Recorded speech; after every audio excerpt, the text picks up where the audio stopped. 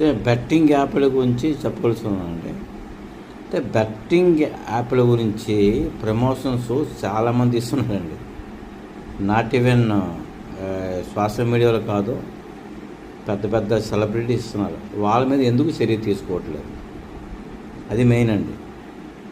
అంటే చిన్నవాళ్ళు చేస్తే తప్ప, పెద్దవాళ్ళు చేస్తే తప్పు కాదా?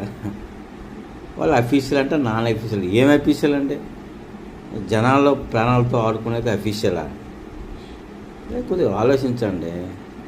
మీరు సిగరెట్ తాగితే సిగరెట్ తాగుతారు, గుట్కా తింటే గుట్కా తింటారు.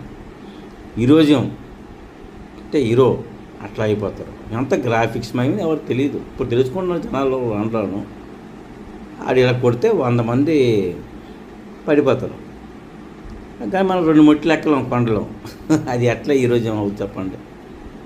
రియాలిటీకి రీల్కి చాలా తేడా అండి. జనాలు అర్థం చేసుకోవాలి.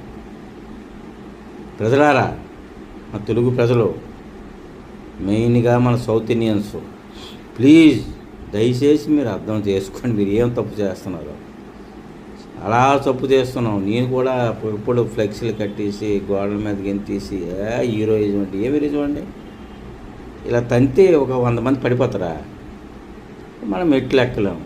దమ్ముంటే వాళ్ళకి వ్యవసాయం చేయమని చెప్పండి. వచ్చి వాళ్ళు గొట్టలేయగలరా? దుక్కి దున్నగలరా? పాలే పట్టుకోగలరా? మీరు కొద్దిగా ఆలోచించండి. ప్రతి ఒక్క పౌరు ఆలోచించండి. ఎవడు hero, not hero. You are hero.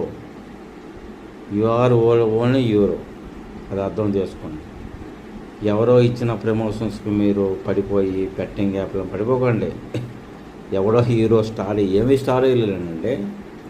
అంత గ్రాఫిక్స్ అండి. అక్కడ హీరో ఉండడు ఎవడో. మెయిన్ డేంజరస్ సీన్లో ఎవడు ఉంటారంటే డూబ్ ఉంటుంది. అర్థం చేసుకోండి.